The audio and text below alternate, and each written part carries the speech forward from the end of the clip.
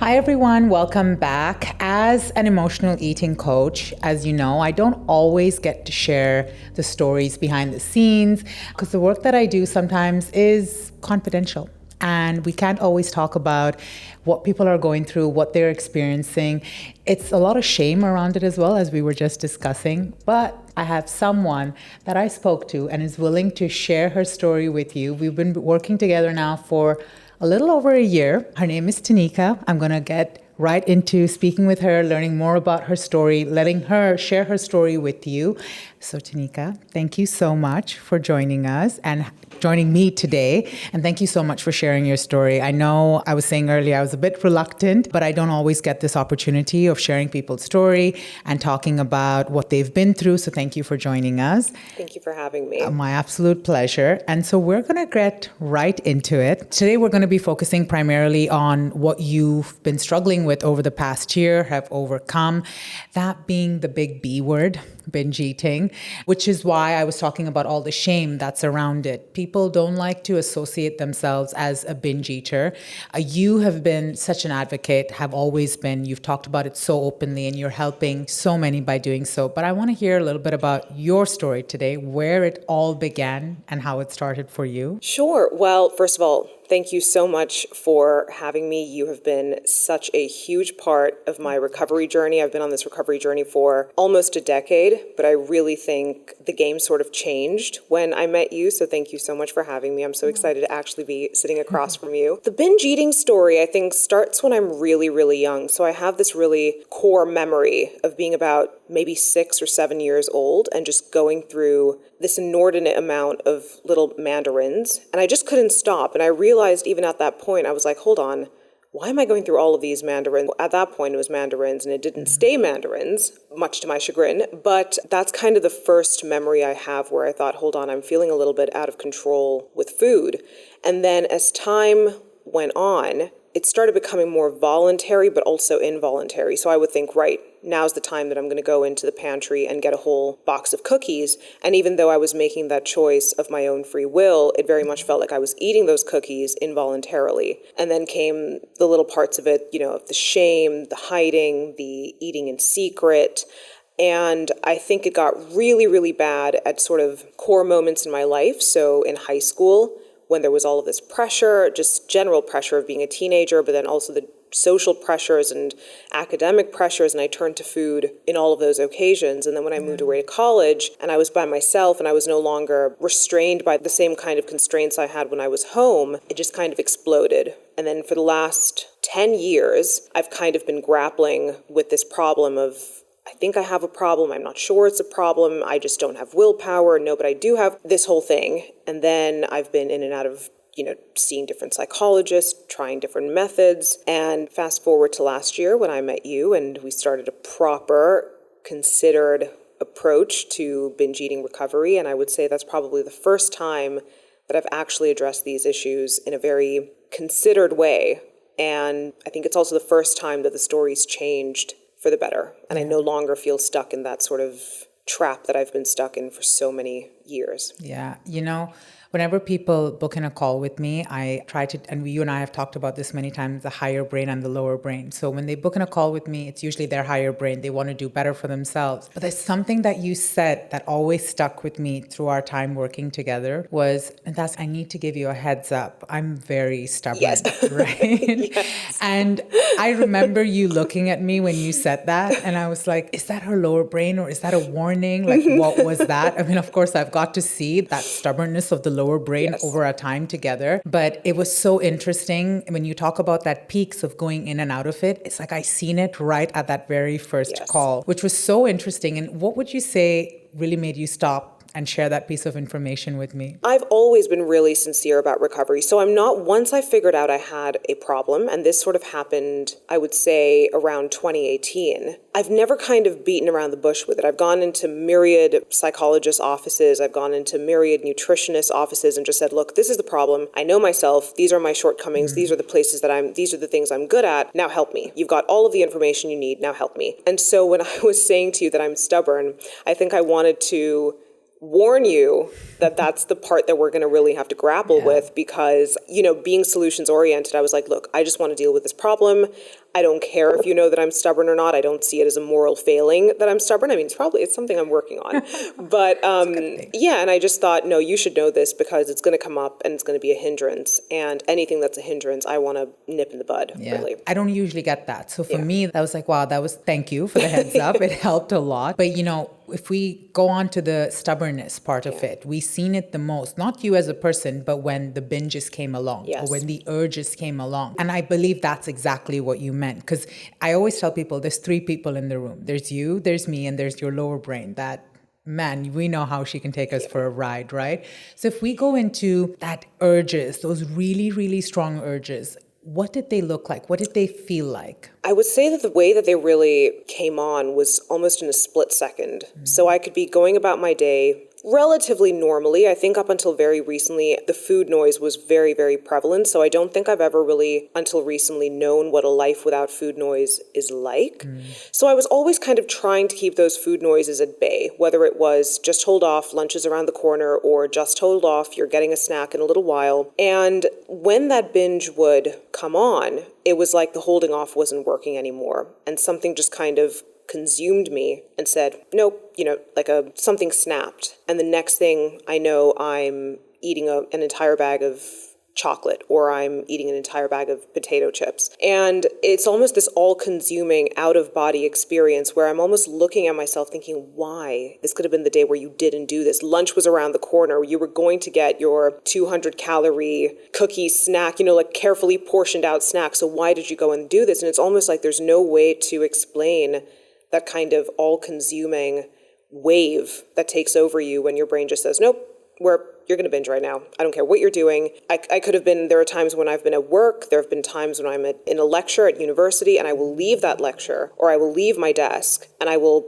go and find food to binge and a place in which to binge. So it just kind of comes on all at once. And how did you feel right after? Sorry, let me just take that back a bit. What was the stopping sign? When was it time to stop while you were in the binge? I think there were two cues that would make me stop. One was that I would feel very, very unwell. And the second is that I would have run out of ammunition, so to speak, and just thought, you know what, fine, I'm full. I'm not going to go away and get another bag of chips. But I think that it was very rarely, I didn't know what hunger cues were until very recently. I don't think I've ever stopped eating in my life until a few months ago because I'm no longer hungry or because I'm satiated or because I no longer want the thing that I'm eating.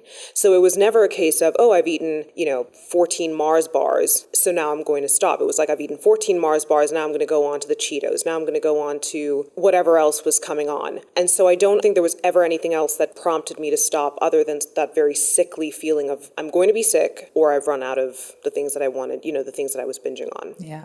Did you ever experience, because I hear this sometimes from other clients, Natasha, I had to go from sweet to salty, salty to sweet. Did you experience that as well? Yes. And I think because I'm quite a orderly, for lack of a better word, person, I tried to retain some sense of order in my binges. So what I would do is I would actually orient the binges around regular people meals, but I just wouldn't eat regular people meals. So if it was breakfast time, I would have, a whole stack of pancakes, maybe a whole box of cereal, a bacon sandwich, just a whole bunch of stuff that, a non-binge eater would have one of or one portion of. And then during the day, I would think, oh, a regular person would snack, so I'm going to go off and have a snack. But the snack would be this copious amount of binge food. And so what that almost did was it gave me enough time between binges to work up enough of an appetite to say I can justify another binge. I'm hungry enough for this binge to be satiating or for it to be fulfilling. And so I would just that's kind of how the binges would be organized. I would go,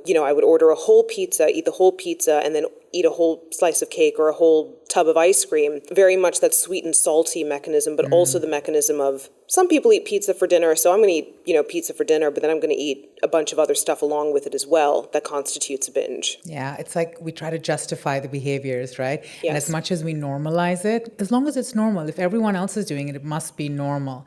And then what about after? So as soon as the binge is done now, what were some of the thoughts, emotions, experiences that you were going through? I would say the post-binge feelings were the worst part of the entire ordeal. There was a feeling of helplessness. There was a feeling of shame, of guilt, of resentment, of bitterness. There was always a sense of why is this happening to me? And I think social media very much exacerbated that a little bit, because I'd go online or I'd look at the way other people were living or the other way people were relating to food. And now, of course, I know that there are people who have their own problems but aren't going to come forth with it and talk about those problems. But I felt a huge sense of desperation and despondency because I just couldn't understand why I was going through this. And I felt, this kind of loneliness, this fear. I think fear was a huge one, because when you've just come out of an out-of-body experience, you almost don't know who you're sitting with, because you don't know what your body's capable of. You don't know who that person was that was just scoffing down hordes and hordes of food. And so I think it was just a real moment of helplessness. But again, because of that, I'm not sure what you would call it, one of the ways I used to deal with those feelings is make these huge, elaborate plans oriented around restriction. And I'd say, you know what, tomorrow, this is it. And that would kind of alleviate some of the suffering I was feeling post-binge. Yeah. But it would be rooted so deeply in restriction that I kind of subconsciously knew that I was going to fail again come tomorrow. Yeah. And I would do the whole cycle again and again and again. Yeah, I've been privy to some of those plans. You have indeed. You have indeed. They have been quite, sometimes when I've seen them, I was like, there's no way she's going to be able to top this. And then I think one of the times you're like, Natasha, so I've thought about it, and it's actually going to be like a juice. I'm just going to do smoothies throughout. And I was like, no, Tanika, we're not. I said I was all or nothing. I delivered. But it just goes to show the binge restrict cycle. For me, that was one of those times, of course, the pressure was really high as well, leading up to your wedding. Yep. And congratulations as well. You're married now. And so, you could see all that added pressure coming on. But for me, even though that was the biggest moment of your life where there was so much pressure, I could still see you seeing the light at the end of the tunnel. Yeah. And it was tough, but I could see that. Before we get to that part, I want to go into some of the, let's say, false recovery that you've experienced in the past, because that's when you and I reached out right after one of the biggest recoveries that you did have. Yes. So if you just want to take us through that journey, what did it look like? What did it feel like? And then how did it slowly come to an end? So I have had multiple attempts at recovery. A lot of them have been psychologist-led. Some of them have sort of been my own take on what I think I should be doing or what I think I ought to be doing. And what I now realize, sitting on this side of the fence, is until I came in contact with you, those attempts at recovery were basically just setting me up for my next relapse, because they were usually oriented around a meal plan or calories in, calories out, or just very much focusing on the same mechanisms that prompted me to binge in an everyday setting. When I came in touch with you, that prior year was maybe the most success I'd ever had. Mm-hmm. In recovery. And the reason for that is because I had elected to treat my binge eating disorder as a food addiction. And in doing so, I thought, you know what, if alcoholics have to cut out alcohol, if drug addicts have to cut out drugs, if people who are addicted to smoking have to cut out smoking, I'm going to cut out the things that, prompt me to binge. And so for me, that looked like cutting out sugar, cutting out gluten, cutting out dairy to some degree. And for a very long time, I sustained this for about 9 months. For a very long time, this made me feel quite good. Mm-hmm. And I thought, I think I've overcome this. And obviously, looking back on it, there was a huge element of restriction that I hadn't really accounted for at the time, but eventually led to another relapse, which is what then got me in contact with you. And in hindsight, I do think it was important to look at the addiction side of things. I do think that it's something we don't often talk about. I mean, you and I talk about this a lot, but it's something that isn't really more widely spoken about in the wider discourse about the underlying elements of food addiction that comprise a binge eating disorder. But I think it was important for me to address those elements. I just think that going about it in a very restrictive manner didn't allow me to heal the whole way through. So that was probably my most recent quote unquote failed recovery, because it was kind of as close but no cigar. I was almost there, but I didn't go the whole way through. Yeah. And triggers, because the reason that recovery didn't last, because there was a lot of triggers that we've uncovered as well as we spoke. And so I want to know, what are some of the common triggers for you? Everyone has, it's either environmental, people triggers, food triggers. What were some of the common triggers when you first realized you were struggling with food, and how have they evolved over time? I think for me, anxiety is a huge one. So anytime I feel remotely anxious about anything, food used to be the number one thing that I go to, just for that kind of, to self-soothe, to feel better about the situation. I've almost wondered if maybe it's to transpose the sense of control that I was lacking in whatever situation was making me feel anxious to another situation which I can't control, but I also can control because I'm doing it to myself. And that's kind of where the binge comes into play. But I do think anxiety is a huge part of things. I also have a very all or nothing mindset. And so I do think there was an element of self-sabotage almost, where I would be doing quite well in whatever I'm doing, but then I would think, oh, but I'm not doing it perfectly, or I haven't done something exactly how I want to, so I might as well just throw in the towel and write today off. Today's a binge day, or today's a day that I don't really count as anything. And one example of that is, it's quite extreme, but there would be times when I would say, okay, I'm going to wake up and go to the gym at 6 o'clock. Like I'm going to be out the door at 6 o'clock. And there have actually been times when I will only make it out the door by 6:05 or 6:07. And I will turn back, go back home, change into my PJs and say today's a binge day because I was 7 minutes late to the thing that I was going to do because I had such an all or nothing mindset. I would say that those are probably the two main triggers, anxiety and then also just thinking if I haven't done something perfectly, forget it, I'm going to binge and try again tomorrow. Those are the two. There was one particular time, I think this was when we first started working together. And when I first start working with someone, it's just about observation and the behavior. And there was one moment you're like, Natasha, I binged yesterday. And I said to you, that's all right.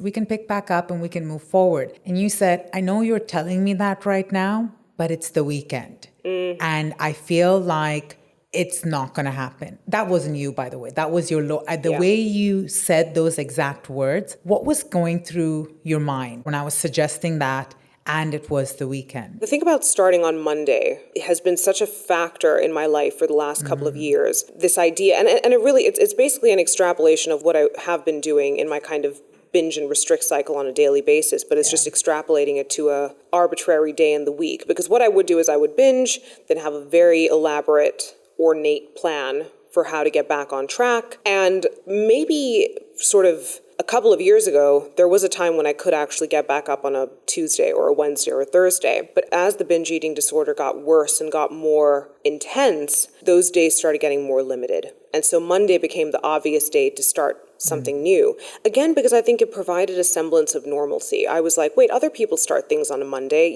A new work week starts on a Monday. And, people start new projects on a Monday because they're rested over the weekend. So I'm just starting on a Monday. And what it was this extrapolation. I would basically extrapolate the binge into a longer period of time, which would be, 48 hours, Saturday and Sunday. I would have a plan, a very, very concrete plan. Again, your sort of 6 a.m. gym, 7 a.m. smoothie, 10 o'clock fruit, very, very specific. And I would say, well, this is great because this new week, it's going to be a new me. It's a new start. And inevitably, it would start the cycle again because it was rooted in restriction. And I would find myself on a Friday afternoon saying, well, or more specifically, I would find myself on a Wednesday afternoon saying, well, tough, I can't start on a Thursday. So I guess this is the week's written off and I start again next Monday. And that was, that's the perfect example of that binge eating voice taking over. Just saying, no, why do I have to wait? Let me just elongate this as much as I possibly can.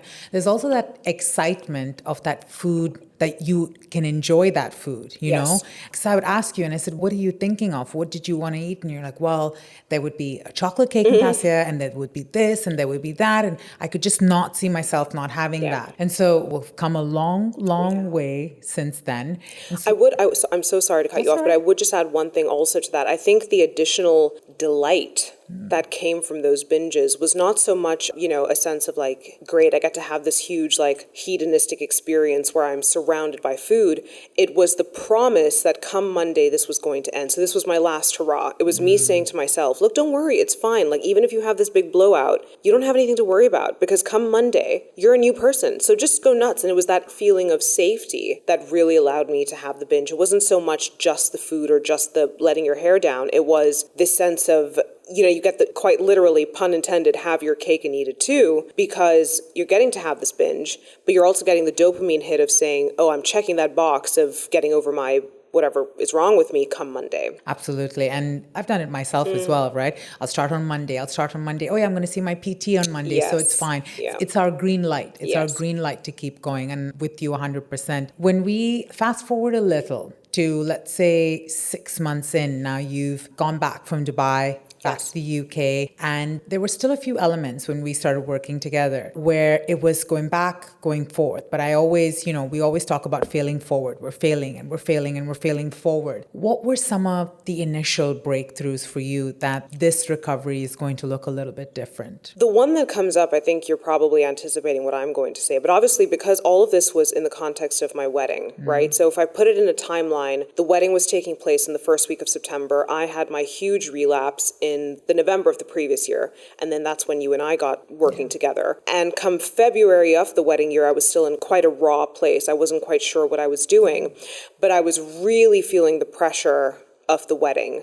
And so I was kind of in this difficult spot where I was like, yes, I want to prioritize recovery. Because I think for me, I've always been worried that quote unquote, truly prioritizing recovery would mean gaining an inordinate amount of weight and looking in the mirror and not being able to recognize myself. There was also the logistical problems, right? Because if you're getting married in September, you're meant to buy your dress like 33 years ago. So I was already late to the party. I was like, hold on, I'm supposed to get this dress. Even if I were completely committed to recovery and I gain a ton of weight, what's going to happen logistically to the clothes I buy, to the things I'm supposed to wear to this wedding? Which is why I actually left a lot of the clothes shopping very, very late in the piece because I was so stressed by the weight I would gain, the weight I subliminally wanted to lose. And so I think one of the main reasons for the breakthroughs that I had over that period of time, there were two main reasons. The first was, quite ironically, I tried very hard to toe that line between recovery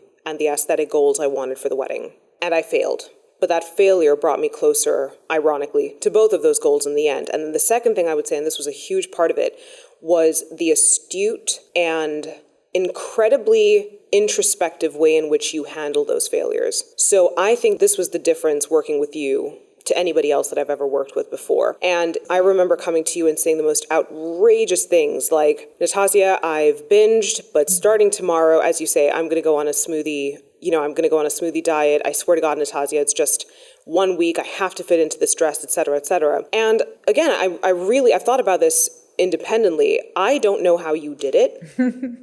You never said, don't do that. You just kind of said, I can't even remember what you said, but we kind of navigated that process. And you saw me through those stages such that, I inevitably failed with the smoothie plan, because of course that's not going to work when you're a binge eater. And I think I reached this one particular breaking point, and it's a little bit of a roundabout story, but I'll share it with you if you'll indulge me for a moment. And basically you'll remember I bought this really gorgeous tiny dress because I was like, I'm going to fit into it by the wedding. I know it's smaller than the size I usually wear, but I'm going to do it. It was this gorgeous, very expensive designer dress. And I was like, I'm going to do whatever it takes to fit into it. And I did. I tried a lot of really unhelpful things in the context of recovery in order to fit into it. And I think I reached a breaking point that I'm having trouble recollecting the specifics of when I just said, you know what? I can't do this anymore. I'm exhausted. I'm tired. I just don't care. I also think I'd gotten close enough to the wedding where I was like, I can't do that much damage. So just whatever. And I bought a new dress, and it was a dress in a size that actually fit me. So it wasn't something that I had to lose weight for.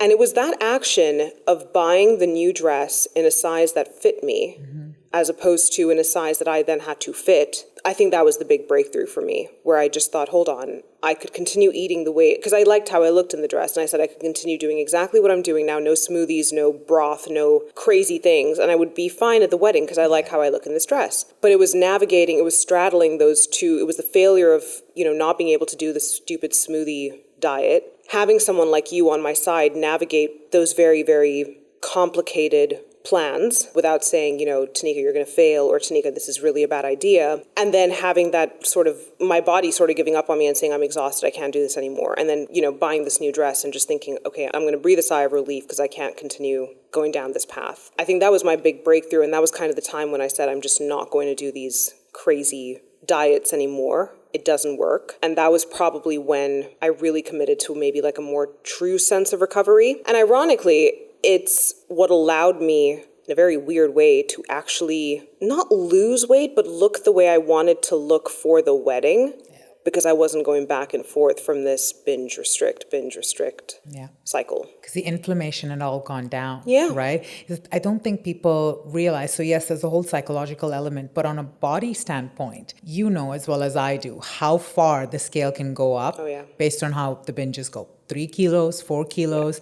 And so at that point, when you made, I remember that day so clearly, right? They were odd muse dresses. Yes, they were odd muse dresses. And I remember, and you're like, Natasha, I bought these dresses. And I think I'm just going to go with bows. And I have this whole look in my head. And I said, okay, this is good. And then you were kind of doubting yourself then as well. And even then I told you, I said, look, if you're doubting now, go and get another size of the dress. And you're like, no, I really think this one fits me. And I remember that day. And just for context, when I said smoothies, it wasn't smoothies that she was wanting to have every single moment. It was blueberries, smoothie, and then a proper dinner of some sort, right? But when you came to me with those ideas, and there were quite a few, right? Yeah, there were quite a few. To name a few, there were smoothies, there were certain calorie amounts, they were sugar-free. We went sugar-free for some time. We went no carbs for dinner at times. There were quite a few things. And the reason I didn't push back is because 3 people in the room. Yes. Right? And that was one of the main reasons. And are you aware now that that is not you? That is a part of you? 100%. I mean, I would say I am probably the most quote unquote recovered I have ever been in my life. And I cannot even put into words the kind of dynamic that occurs when even now, when I open up the pantry and I see a bunch of snacks, there's a little voice in my head that goes, you should eat all of that. And then tomorrow you don't have to eat anything. And what I immediately say is, yeah, okay, you could eat all of it. Like, go straight for it if you want to. And immediately that voice wanes.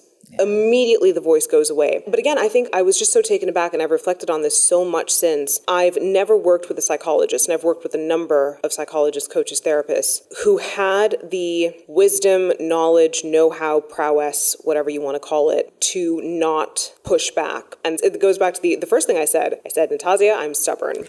So whether it's my lower brain, whether it's my higher brain, if you would have said, don't do the smoothies, I was like, I'm doing the smoothies. Yeah. If she says, don't do the broth, I am doing the broth. And I think it was that mechanism that I now use. I sort of have your voice in my head now. You know, when that voice comes up and says, I want to eat 6 slices of cake. I'm like, okay, you can. Like, if you want to eat 6 slices of cake, go ahead and eat 6 slices. I'm actually talking about a specific situation because just over the course of this week, it's Christmas. There's stuff all over the place. And what I'm astounded by is the number of times my brain has gone, oh, there's this huge advent calendar with all of this chocolate. And I go, yeah, you could eat all of it. If you want all of it, you can sit right here and eat all of it right now. I actually haven't had any of the chocolate from that advent calendar for the last 4 days because I just haven't wanted it. It's almost like a reiteration of what you did for me in those days leading up to the wedding, where you were like, you were astute enough to say, I'm not going to challenge her lower brain because she'll just push back, and then it'll just be another cycle of, you know, pushing back, losing, trying again. Yeah. From my perspective of things, if I explain to you how it played out, so in the beginning, when I would go along with the plan, there were 2 things that really worked as far as your lower brain goes, because the goal was to always make her our friend. Right? She was stubborn. She was not on board at all. She was upset. She was irritated. Yeah. And so what we needed to do was to really bring her on our side. So that's where my agreement came along. I said, I'm not going to fight her, but we're going to give her some guidelines. So something that I would always tell you is like, just remember, you know, we don't want the binges to come back. That's what we don't want. And the formula for a binge to come back is over restriction. And while you were very much in your lower brain at that point, something always left with you. Yeah. And 48 hours would go by, 72 hours, sometimes 5 days would go by, and you're like, you know, Tasia, I thought about it and I actually don't want to do this anymore. Yep. And I was like, oh, that's amazing. And then over time, that time shortened. Yes. So instead of being 5 days, it went to 3. Then it would be an idea that you would get at 8 o'clock in the morning. And then at around 3, you're like, okay, I've thought about it. Actually, it's not going to work, which for me is such a great sign of recovery. Yep. It's such a great sign. For me, that was, and now you explained about the advent calendar, it's happening instantaneously, right? Yes. So what we used to take 5, 6, the weekend to recover, now it's shortened. And this is exactly what I talk about. You're going to be able to turn that voice off so quickly. Absolutely. But I think there was also another element to it. I think what you did, instead of saying, no, Tanika, don't do the smoothies, don't do the broth, don't do whatever, crazy calories you want to do, is I think you were really quick to really ask so many questions and figure out, why does it feel so important to you, to use quite hyperbolic language, but why is it so important to you to be skinny at your wedding? Or why is it so important to you to be skinny, point blank, period? And I think those questions, the answers that we came to, the conclusions that we came to in those conversations, sat with me much longer than the kind of ridiculous plans I had to, drink like 8 gallons of spinach water a day. And I think that's what was so helpful, because I think now, sitting on this side of the fence, I think I've really come to this side of the fence, not because I don't have any more willpower than I did 6 months ago. I don't have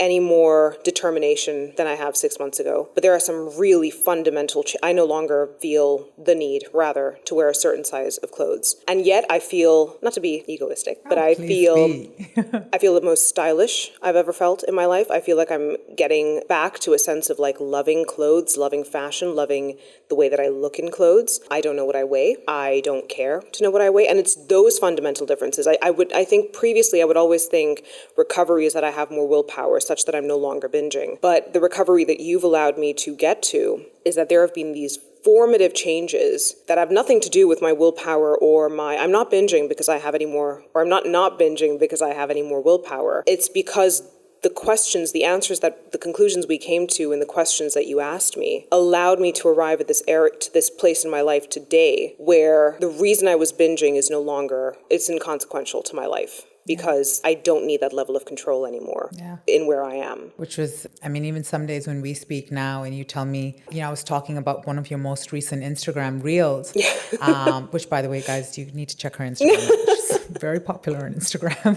And, it was you eating on a couch and my heart literally just melted, thinking to myself, my God, this is her. This is her now, which is how it just shows how much you've evolved over time. And you said something which I really want to touch base on, because I believe binge eating and body dysmorphia go hand in hand, right? We look at our thighs, we look at our knees, we look at our hands, we look at every single thing, and we scrutinize and we scrutinize and we scrutinize. And so how has that relationship with your body evolved over time? Oh my gosh, I don't even know where to begin with this. It is, so over the last 10 years, my relationship with my body was so bad that I didn't want to leave the house.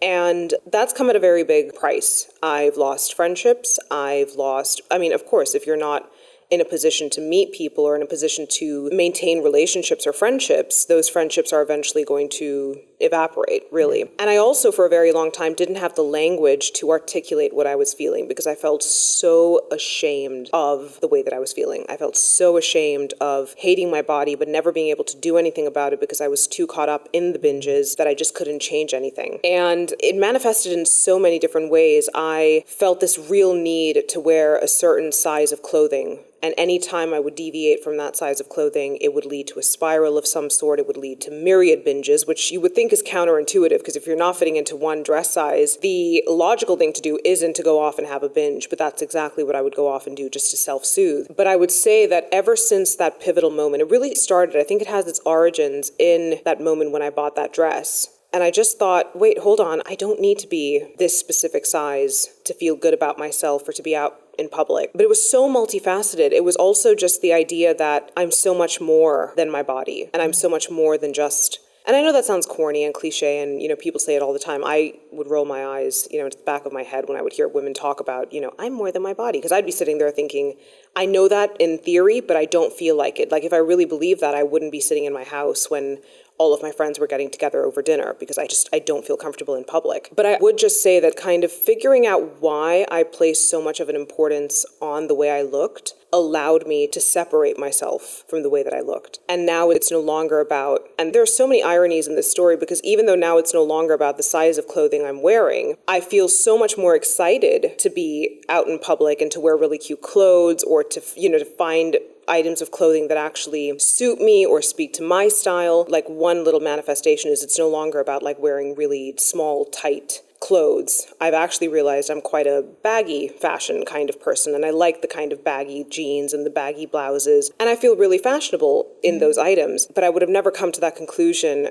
had I never asked that original question of why do I feel the need to be a certain size or a certain weight.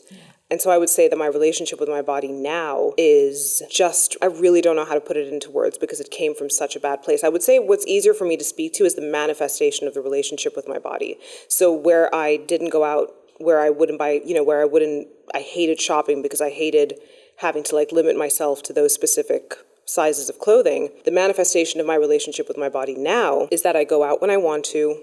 I'm developing beautiful relationships. I'm putting myself out on social media. I'm doing things that I would never have wanted to do previously because I was so afraid of being seen. And more importantly, I mean, much to the chagrin of everyone around me and my wallet, I love shopping.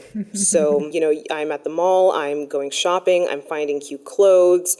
And sometimes it still feels surreal to me because people will say to me either on Instagram or wherever, they'll be like, oh my gosh, like you dressed so cute. Where did you get that outfit? And in my head, I'm going through all of those years of, wait, are they saying that to the same person who didn't leave the house for like 6 years because she hated how she looked in clothes? And so I would say I don't really know how to define where my relationship with my body is today, but I know the manifestation of it. And I'm so grateful for that manifestation. That's so beautifully put.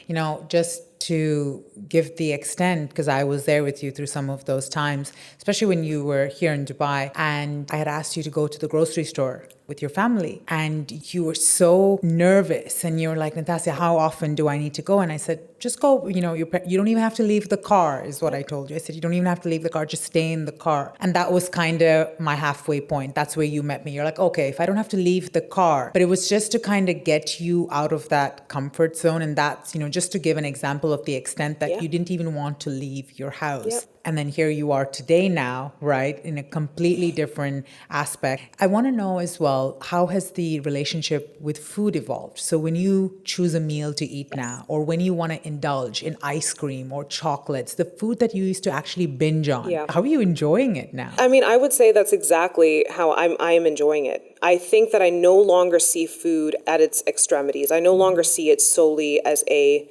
form of hedonistic pleasure, and I no longer see it as a form of fuel.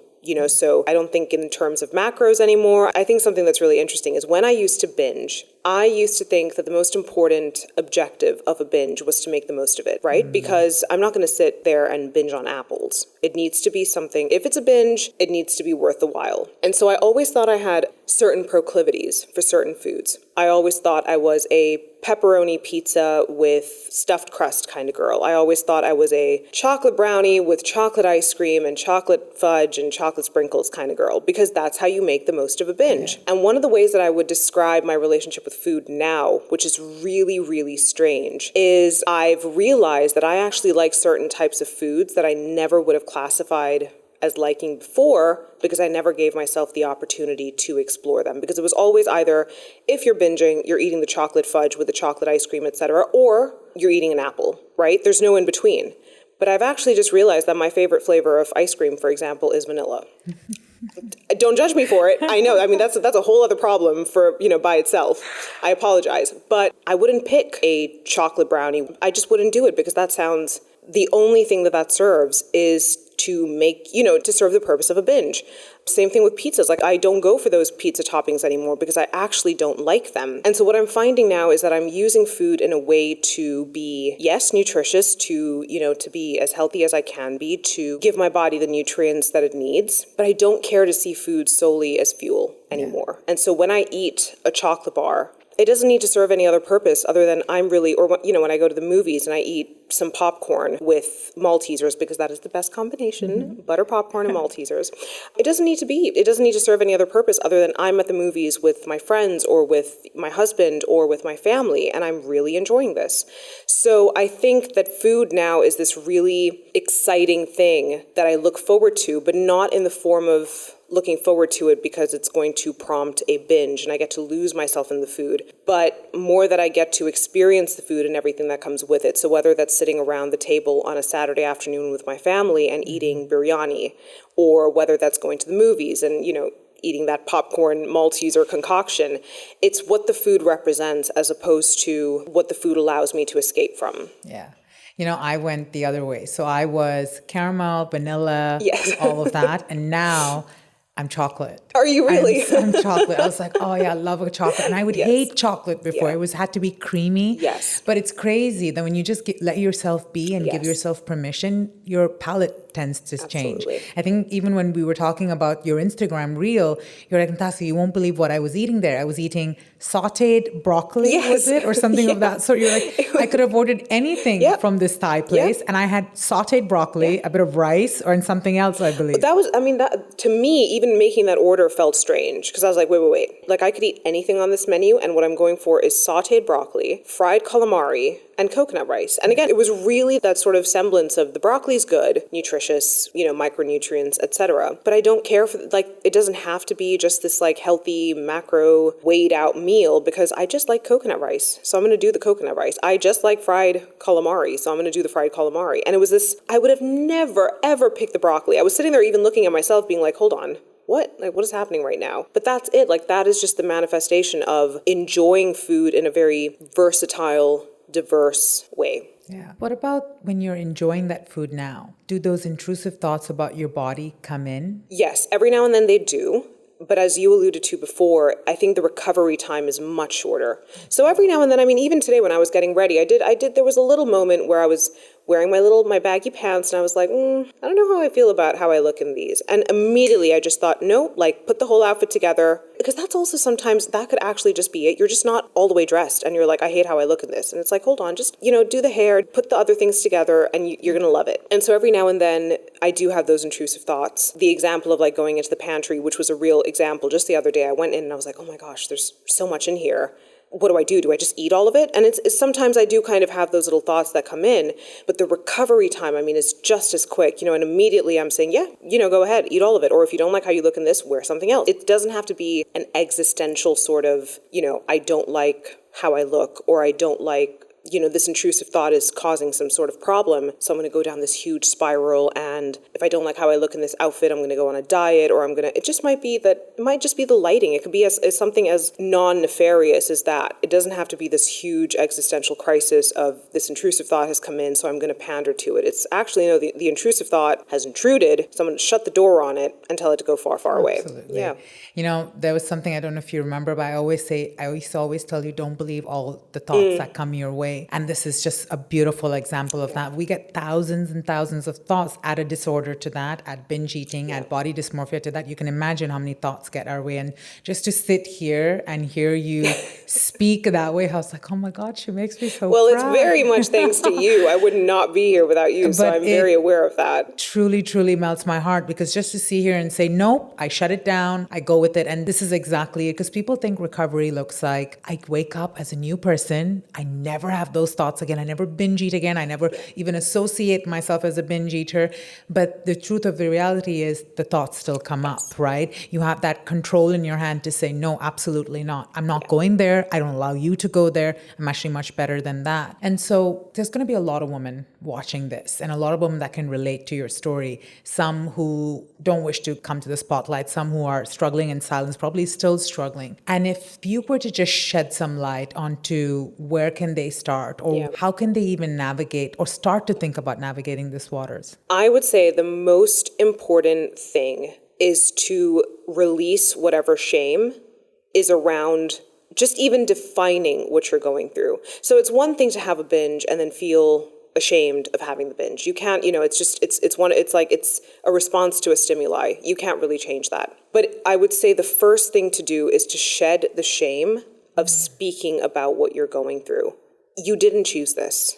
No one chooses this. No one chooses to wake up and be consumed by these awful thoughts, be consumed by these awful shackles. You didn't choose it, but it is your responsibility to deal with it. So I would say there are a lot of people that I've encountered who just sort of think, that's not me. I don't have a problem. I can do this by myself. I'm bad, but I'm not that bad. And I think saying that you have a problem is the first step, and then getting help for it unapologetically, entrusting who you need to entrust, getting the help you need to help, getting the help you need to help you get along is just the most important thing to do. Because you might, like me, have to go through a few different processes to find the right one, right? I've been at this for almost a decade. I've been sort of really trying to get through recovery and really trying to deal with this problem for a really long time. But that first step of just saying, I have a problem, and it could be anyone. You could confide in your closest friend, you could confide if you have a supportive family in your family, or you could confide in a perfect stranger who might just be the perfect person to help you. So that could be a therapist or a coach or whoever that may be.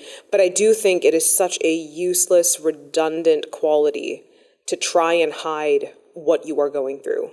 Because, I mean, I wish this wasn't the case, but there is no way to get out of the problem unless you're willing to say, I have the problem. And the one thing I will say is no one has ever turned to me. Now, I don't know what people say about me in, private spaces. I also don't particularly care, but no one has ever said to me in the light of day to my face, I think you're a lesser person because you've told me that you have this problem. If anything, I have formed the most beautiful relationships predominantly with women because of the bonds that I've been able to say, oh, I have this problem. And they'll say, oh my gosh, wait, I have this problem. And then you start, forming these bonds, you start forming community. And so there's actually so much to be gained if you just go out into the world and say, I have a problem. Someone please help me. Because that's how you would treat anything else, right? There's no other problem in your life that you would think, no, I'll just deal with it myself, or I'll just pretend I don't have it and it'll go away. So I think it's that kind of just be honest with yourself, be honest with the people around you, and demand to have the help that you deserve because you are worthy of that help. Thank you so much, Tanika. Thank you so much for sharing your story, being so open and honest. You don't understand. Well, you've melted my heart. Definitely. I'm sitting here thinking, I'm just so glad I met you a year ago. I'm so glad you're here today sharing your story with so many. It's one thing to come from me, but it's another thing for it to come from you and have them see you, see that smile on your face, have them see your worst times, but also your best times. So thank you. Thank you so much for being here with us today. Thank you for having me. And just thank you for everything you have done for me. It is not lost on me at all that I would not be sitting in this chair. I would not be doing any of the things that I'm doing today if it weren't for you. So thank you so much. My absolute pleasure. Thank you.